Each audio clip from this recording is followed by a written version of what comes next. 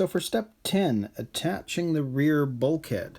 Well, you can see first we need to grab our rear bulkhead that we put together in the last step. We've got this T8 piece that has to go on first, and then we grab the base of our chassis and we're going to screw in 3 screws from the bottom up into that bulkhead.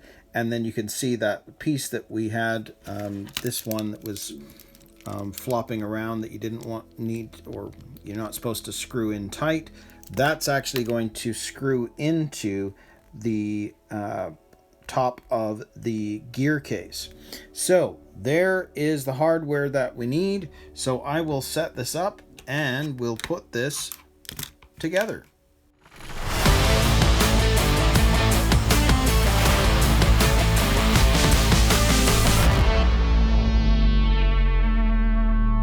So first off, let's get this piece attached to this. So you can see that there's the base. So this needs to be attached like that so that it's fitting more or less like that. So we're needing the MA5s. There's only 2 of them. They are the 2 flathead screws and they will be attached here.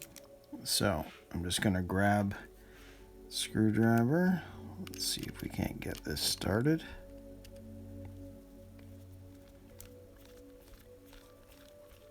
There we go. There's one, but it's not going in level yet. So let's just back this off a bit here.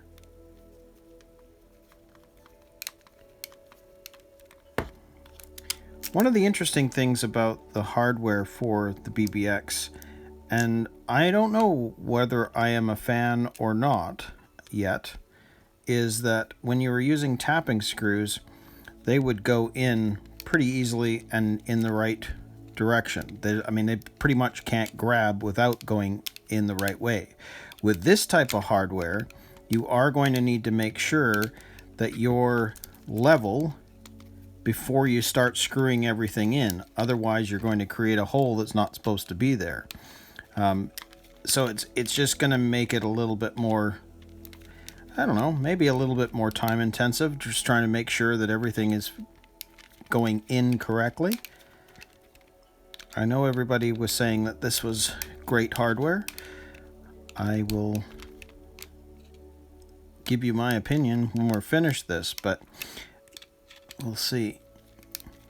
One thing I do know is when you get to the end, you're at the end. Like, you don't need to turn or over tighten, I should say, because once it's in, it's in.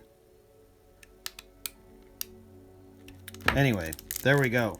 So that's what that looks like when that's put on. So now we need to attach this to the chassis. Now in this case, we're going to be using the 3 MA4 screws. So you can see that if I grab the chassis here, this, make sure your arms are all in the correct position. Yes, you can see that this is going to fit into those 3 holes, just like that. So if we go to the back side, we're going to need to screw these in. So let's grab one.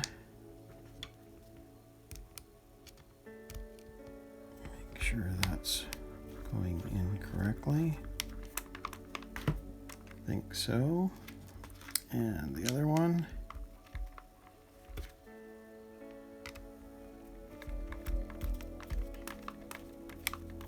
These feel pretty good. And this one. I'm going to put that one onto the screwdriver first.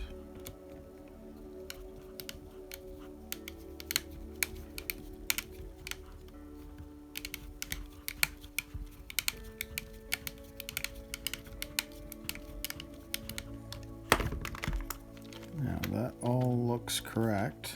Yes.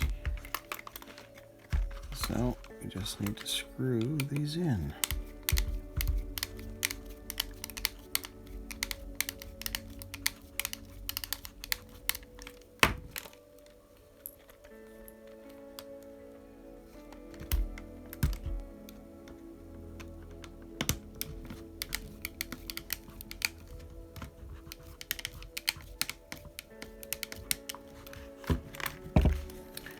turn it around on this side for now. Let's make sure that this one's going in correctly.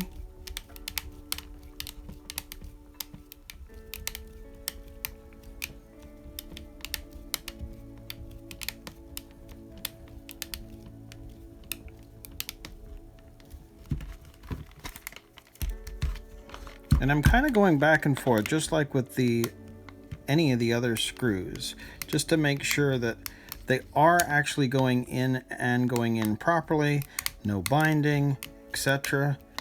It seems like that's correct fit, so there we go. So there, I've taken them to the end and then I'm screwing them in just a bit more, but no more than that, because again, these are not tapping screws, so you could end up stripping things out, and I don't want to do that. Just doing that sort of last minute final check. But that seems to be feeling good. So that's what it's going to look like on the back side, and then there we go. There is our rear bulkhead attached. So the last thing that we need to do is we have this one screw, which you can see here, is going to come down and attach to the back side of that gearbox. So if I grab the screw, you can see that based on the picture, the screw is coming in at that side.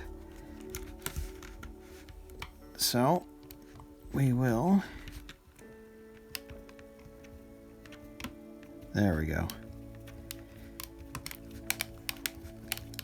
Now these take a lot longer to screw in than the other screws in a typical Tamiya kit too, because the threading is so fine that it's going to take a lot of turns to get this to the end.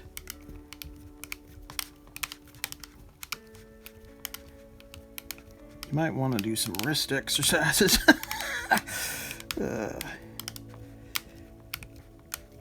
let's get that in there.